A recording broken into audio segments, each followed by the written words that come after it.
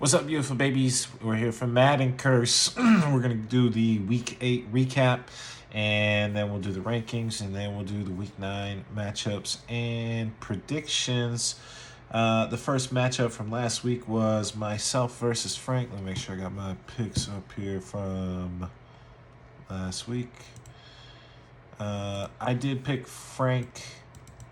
Oh, come on now. I picked Frank to beat me. My stupid mouse isn't clicking. Oh no. I don't know how to click on the mouse. It just got canceled. Malfunctions. Anyways, we had I had picked Frank over myself to win. This was actually, I believe, from the awards, it was the closest matchup of the week. It was 161 to 169. Frank had about a 50-point lead on me. On Monday Night Football, I had Amon St. Brown, I had Sammy Laporta, and I had Josh Jacobs, and they came through. They got me almost 60 points to secure that W. I was sweating it. I wasn't sweating it as long as I thought I would, because I needed 49 points to win, and they got me 47 by the half. So I was feeling pretty good by that point, but it's never over till it's over. As far as the top performers, Frank had Gus Edwards had 34 points, Austin Eckler with 27, George Kittle with 24 points.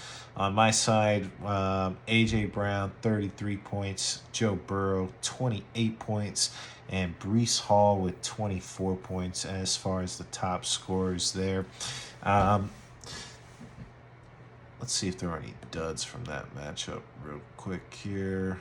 Anything that may have could have turned the tide. On Frank's side, nothing on the bench that he could have subbed. I mean, he made the right moves. So he has a couple guys with 11 points, but it wouldn't have been enough. And yeah, no changes there on my side. Nothing of significant. I could have played just about any other wide receiver on my team instead of Tank Dell. Would have got a couple more points there, but nothing major. For the most part, we had the right moves there. Frank is 4-4, and I am 8-0. Blessed. Proceeding into Week 9, the next matchup here, we had Battle of Former Champions, Brent versus Fat, and we had Brent. Nope, I picked Fat to win. He was my lock of the week, and it was looking bad, actually.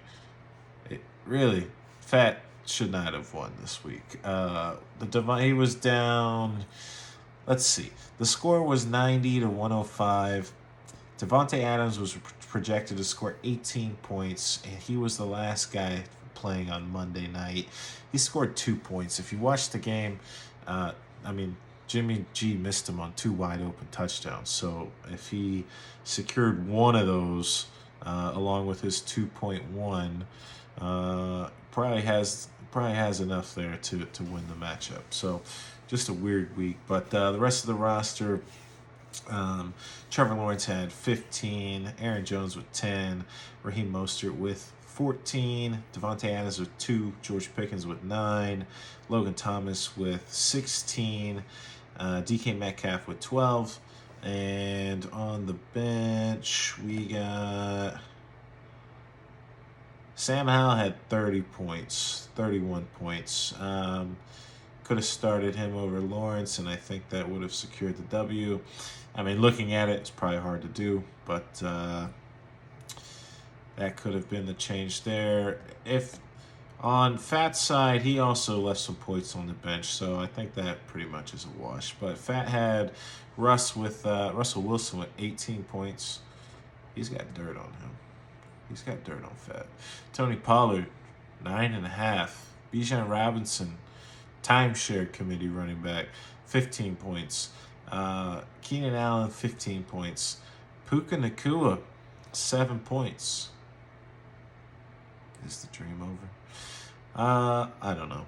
Probably not, I think, unless Matthew Stafford's thumb is really messed up, then maybe. Mark Andrews with 14. Christian Kirk, 9 points there. We talked about Fat having some points on his bench. Dak Prescott. This guy's having an MVP season. And in fact, he's been benching him all year for Russell Wilson. He had 28 points. David Njoku, 17 points. Maybe it's time to get rid of Andrews. I don't know. That's a joke there. But Zach Moss, 17 points. I mean, Jonathan Taylor came back. Zach Moss said, I don't care. I'm going to keep putting up a bunch of fantasy points. And they're just going to stay on the bench, I guess. We'll see if that changes this week. Doesn't matter. Fat, you got your victory. You're 3-5. Congratulations. That was a heck of a little streak you had going on there, but congrats. We'll see how that impacts the rankings in a bit. The next matchup here was Jason versus Jordan, and I picked Jason to win as my upset of the week, and that was a mistake. Should have known that. He lost 124-109. Mahomes and Kelsey, bums. On Jason's side, Mahomes had 6 points. Najee Harris had 12. Javonte Williams had 25. Chris Godwin had 18. Nico Collins had 7. Travis Kelce had 12. Terry McLaurin had 17 points in the flex. And on the bench, Michael Pittman Jr. had 18 points. I guess you could have started him. I mean, you could start him over Nico and picked up 4 or 5 points. Wouldn't have been enough to win, though, so doesn't matter. KJ Osborne also had 17, 18 points, but again, all of Jason's wide receivers did pretty well. On Jordan's side, Josh Allen, now there's an MVP quarterback, 29 points. Jonathan Taylor, 14 points. See that? Jonathan Taylor, 14 points. Zach Moss had 17. Pretty crazy. Isaiah Pacheco, 9 points. The whole Chiefs offense just was disgusting on Sunday. I think whatever Mahomes had, whatever he caught at the World Series game, he gave it to the whole team. Tyreek had 25 points. Stephon Diggs had 16 points. Luke Musgrave, he is now cut. He had 3 points. Adam Thielen with 15 points in the flex. On his bench, he had 21 points out of Jordan Addison. Is that his last great game? I don't know. Kirk Cousins got hurt. So, also 24 points out of Joe Mixon. You expect to see a guy like Joe Mixon in the lineups, but I guess he's so loaded. Didn't hurt him this week because he was playing Jason again. Jason is 3-5. Jordan's 7-1. Congratulations, Jordan. Jason, I don't think I can pick you as my upset ever again. Our next matchup, the league's next matchup, you, we, us, Trent versus Scott. Trent won this one 127-103. I did pick him to win, so appreciate you. Scott had 22 points out of Tua, 25 points out of Saquon, half a point out of Miles Sanders, 15 out of Amari Cooper, 16 out of Brandon Ayuk, 6.5 out of Kyle Pitts, Cortland Sutton with 11 in the flex. On his bench, Tyler Lockett had 22 points, and not too much else there, but you saw, Miles Sanders, running back, and Tyler Lockett's wide receiver. So can't make that sub, so he did what he could. On Trent's side, Kirk Cousins had 20 points, and he tore his Achilles tendon. He's out for the rest of the year. Heck of a final great game, and now, I mean, it's kind of funny. Kirk Cousins gets hurt, tears his Achilles, and now everyone remembers, oh yeah, he's a pretty good quarterback. So I wonder if the league is full of Kirk Cousins memes are going to go away now, because if anything, they should replace that with maybe Jimmy G. Put Jimmy G's face on that, because the league might really be full of a bunch of Jimmy G's. I don't know if it's full of a bunch of Kirk Cousins. Rachaad White had 20 points. Alvin Kamara had 31 points. Cooper Kupp had 6. Jacoby Myers had 3. Dallas Goedert had 7.5. Jamar Chase had 25 in the flex. And on his bench, Jalen Waddle had 25 points. Just looking at his bench, Zach Wilson is his backup quarterback, so we might see Zach Wilson back in the starting lineup. Congratulations, Trent. The next matchup here was Marshall versus Dan. Marshall won 130 to 106. Did we say the records? Trent's 5-3. Scott's 2-6. Marshall with the win is 4-4. Dan, he's moving down to 2-6. On Dan's side, Lamar Jackson had 12. James Cook had 12. Amari DiMercado had 14. Garrett Wilson had 18. Calvin Ridley had 14. Jake Ferguson 15. Joshua Palmer had 5. Gabe Davis had 24 points on his bench. That could, looks like that may have, it would have made it a lot closer. Maybe just close enough to be really sad, though. So it's a good thing Gabe was on the bench. Jalen Hurts had 27 points. Craig Reynolds had 11.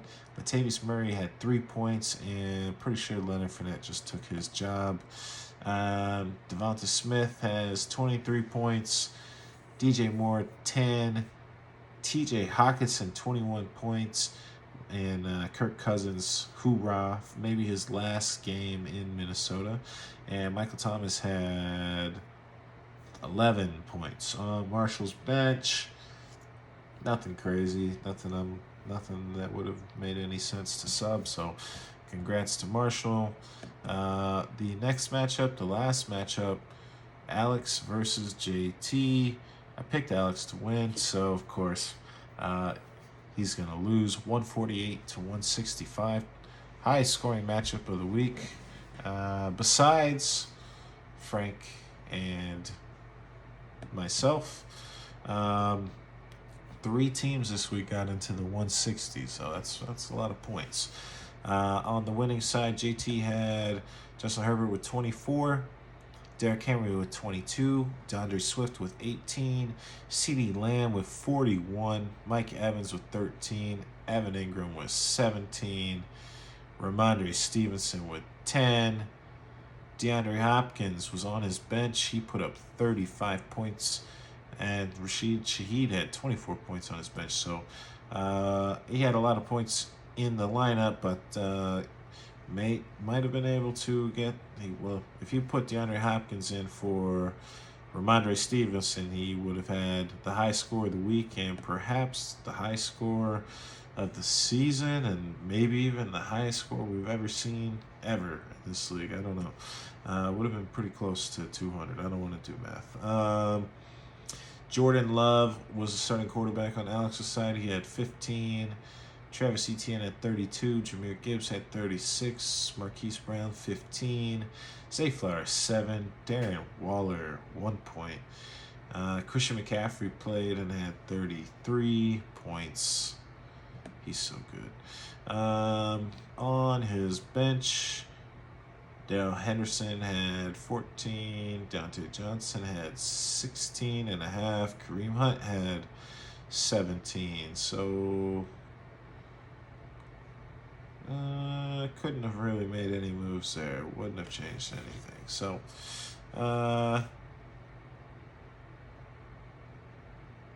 congratulations to you, JT. That was week 8. Let's go look at the rankings. And the 12th position, we don't have any movement in the bottom 3. The bottom 3, 12, 11, and 10 is going to be Brent, Scott, and Dan. We're going to run it back. And the 9 spot is Fat. He moves down 1 spot. He got a win, but he had one of the lowest scores of the week. Nothing impressive in the victory. And we saw some impressive things from maybe some other guys with similar records. So I don't know. You roll. If you flip a coin when you're down here, I guess sometimes. But Fat's at 9. Jason's at 8. JT He moves into 7th. I believe that is where the cutoff was. I think Fat, JT, and Jason all have the same record. And JT just put up the highest score of the group, so I popped him above. Let's see, the 3 and 5 gang, right? Yeah, that's the 3 and 5 gang. The bottom 3 were the 2 and 6 crew. The 3 and 5 gang, that's Fat, Jason, JT. JT put up the most points. Jason put up the second most of that group, so that's how we ranked them. And then after that, we got Marshall in the 6th spot. Marshall is 4 and 4. Frank is in the 5 spot. He is also 4 and 4. And then we've got our 2, 5, and 3 teams in the rankings. That's going to be Trent at number 4 and Alex at number 3. I just didn't, I thought about flip-flopping it, but they have the same record. Alex put up more points this week, so it was hard to move him down in the rankings for putting up 148 points and unfortunately playing a guy that put up 165. So obviously if Trent's record was better, right? If he had a game above, he would go up. So that's pretty much what we're looking at these days. So Alex staying in the 3 spot. Jordan 7 and 1. He's in the 2 spot. Number 1 spot is going to myself. We won. We had the high score, and we have clinched a playoff spot. So can't really. I couldn't not pick myself. What are we supposed to do here? Let's take a look at week 9 and see what these matchups are looking like.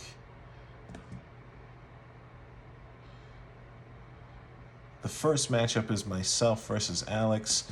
This is a pretty nice matchup for myself because Alex has all of his running backs on bye. I'm projected to win 125 to 108. I've got Joe Burrow versus the Bills, Breece Hall versus the Chargers, Josh Jacobs versus the Giants, A.J. Brown versus Dallas, Christian Watson versus the Rams, Gerald Everett versus the Jets at the tight end spot, and Tank Dell in the flex. Assuming Drake London can't play, we're probably going to be playing Tank Dell out there in the flex. Alex has Jordan Love versus the Rams, Kareem Hunt versus the Cardinals, Darrell Henderson versus the Packers, Deontay Johnson versus the Titans, Zay Flowers versus Seattle, Dalton Kincaid versus the Bengals, Marquise Brown versus Cleveland to end up in the flex. Like I said, his bye weeks, he's got Christian McCaffrey, Travis Etienne, Jahmyr Gibbs, all on bye. Darren Waller's out. Justin Fields is out more than likely. I do have a couple buys. I do have Amon St. Brown, and I do have Sam Laporta on buy, so it's not like I don't have anybody on buy. And my sweet prince, Devon Achane, is still sitting in IR for a few more weeks. But I do think I've got a little more pieces to put on the field this week, so I'm giving myself the edge. How you like that, Jordan? The next matchup here, Jordan versus Brent. And projections here are 152 in favor of Jordan to Brent's 107. And Josh Allen is playing the Bengals. Jonathan Taylor is playing the Panthers. Isaiah Pacheco is playing the Dolphins. Tyreek Hill versus the Chiefs. Stephon Diggs versus the Bengals. Man, I feel like I just named a bunch of players from one game. I guess it was 2 games, technically. 3 if we're going to get super technical. TJ Hawkinson versus the Falcons. Adam Thielen versus the Colts in the flex. Jordan did have the number 1, 2, and 3 wide receivers in fantasy football. He's going to have to settle for number 1 and number 3 and whatever that other guy went to because he doesn't have number 2 anymore. Brent has Sam Howell versus the Patriots. Aaron Jones, questionable versus the Rams. Raheem Mostert, questionable versus the Chiefs. Devontae Adams versus the Giants. New school. Well, old school. Devontae Adams got a new coach, and I feel like he's going to get the ball more because that's pretty much why the other coach got fired, I think. So the formula's in play. Get the best players the ball. Get Devontae the ball. Get Josh Jacobs the ball. So let's see what happens. George Pickens is playing Tennessee. Logan Thomas is playing the Patriots. DK Metcalf, questionable, playing Baltimore. I picked Jordan in this matchup. I just think he's got too much firepower right now, and it's hard to pick any team against him right now. So, and unfortunately, Brent's currently going through a little rough patch. So, and he's got some injuries. Deebo Samuel's on the bench. He's out. Josh Downs is just got questionable. Pat Freiermuth is tight end. He's been hurt for feels like the whole season. So it's a rough patch. We'll see if he can get through it, but this week looks pretty rough. The next matchup is Scott versus Jason. Projections here are 116 to 135. And Scott's got the Chiefs. He's got Tua Tagovailoa versus the Chiefs. Saquon Barkley questionable versus the Raiders. Jaylen Warren versus the Titans. Amari Cooper versus Arizona. Tyler Lockett versus Baltimore. He's questionable.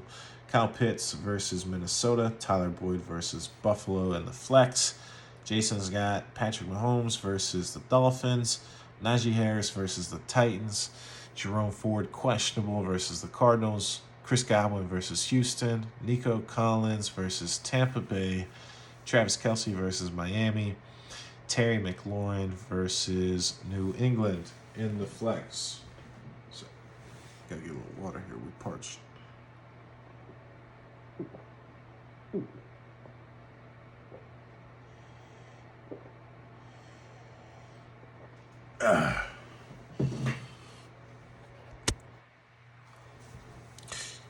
For a second, I thought I didn't press record on here, and I was about to be really bummed out. Thought I lost 20 minutes of my life. But we did.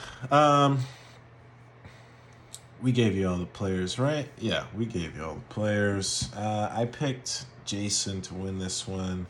You know, I don't think the Chiefs are legally allowed to have two bad offensive games in a row. So I think they'll come back. Couple buys there. He's got Javonte Williams.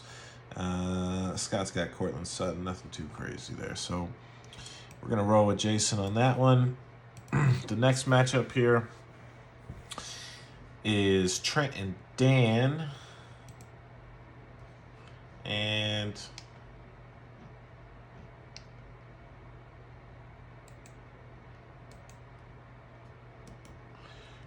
using the mouse doesn't work again.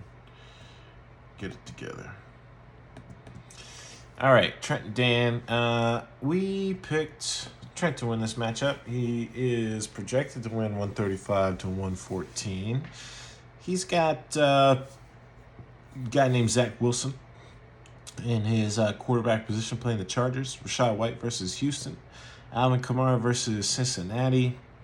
No, Chicago. He's playing in Chicago. Cooper Kupp versus Green Bay. Jalen Waddle versus Chiefs. Dallas Goedert versus Dallas. And Jamar Chase in the flex versus Buffalo. Lamar Jackson on Dan's side playing Seattle. James Cook versus the Bengals. Amari DeMarcado, questionable, playing Cleveland. Garrett Wilson playing the Chargers. Gabe Davis playing the Bengals. Jake Ferguson playing the Eagles. And Josh Palmer, who's questionable, playing the Jets. This is one of those Trent's top 4 team in the league, and even though Zach Wilson is currently his starting quarterback, he's still got Cooper Kupp, Jalen Waddle, Jamar Chase in his lineup, along with Alvin Kamara. So that's pretty nice formula there. So we're going with Trent. The next matchup is JT versus Marshall. Projections here are 135 to 110 in favor of JT. JT's got Justin Herbert versus the Jets. Derrick Henry versus the Steelers. DeAndre Swift versus Dallas. CeeDee Lamb is playing Philadelphia. Mike Evans versus Houston. Dalton Schultz versus Tampa Bay. And Ramondre Stevenson is playing the Commanders in the flex. On Marshall's side, Jalen Hurts is playing Dallas. Latavius Murray is playing Cincinnati. Joe Mixon is playing Buffalo. Joe Mixon's in the lineup. Oh, that's right. There was a trade. And I don't have the entire details off. Yeah, I do have the entire details off the top of my head. Who am I kidding? It was Joe Mixon and Jonnu Smith for TJ Hawkinson, I believe.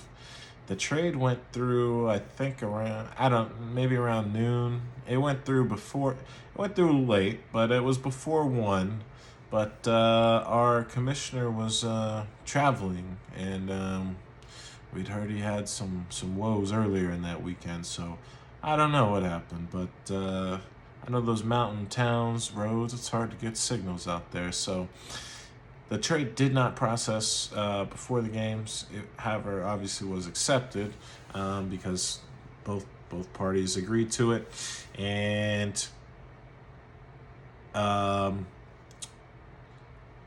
now, of course, during that game, Kirk Cousins tore his Achilles heel. So, I still think Hawkinson's going to have some good value, especially. I don't know about especially, but they got Josh Jobs, so it sounds like they're at least not trying to give up. So, it's just kind of funny to see something like that. It's how it always happens. Those trades that float out there. You're like, oh, we'll get, we'll have him next week, and then, well, you will, but he just lost his starting quarterback. But in this matchup, I did go with JT. I think he's just got slightly more firepower here. I didn't even finish Marshall's team because we just got to Joe Mixon. I just started talking about the Joe Mixon trade. He's got Devonta Smith versus Dallas, DJ Moore versus the Saints, Tyler Higbee versus Green Bay, Michael Thomas in the flex versus the Bears. JT was a few points away from the highest score last week. CeeDee Lamb put up 40 points last week. I could see him having another great game along with, Swift, Herbert, Henry. There's a lot of guys out there. So Marshall's got a good team. I like the Joe Mixon pickup for him, but currently still got Latavius Murray in his starting running back position. They just signed Leonard Fournette. I don't think they're going to be. I don't know if Murray's going to play anymore. So, I don't know. I don't like that spot there. So, we're rolling with JT, and we're making JT the lock of the week. JT, don't let me down. Last matchup here is Fat versus Frank. Fat is projected to win 130 to 117. He's 3-5. Frank's 4-4. Fat's trying to go on a winning streak. He's rolling out Dak Prescott this week. He's got Tony Pollard this week. They're both playing Philadelphia. Bijan Robinson versus Minnesota. Keenan Allen versus Jets. Puka Nacua, questionable versus Green Bay. Mark Andrews versus Seattle. Zach Moss, man, this guy's chasing everybody from last week. This is beautiful. There must be some bye issues too, I imagine. But Zach Moss is playing Carolina too, so it's a feeding ground for running backs. Just have them play the Panthers defense, and unless they're Dameon Pierce, then they might not have such a good week. But if we look at Frank's team, he's got Matt Stafford. He's currently questionable, and he's playing Green Bay.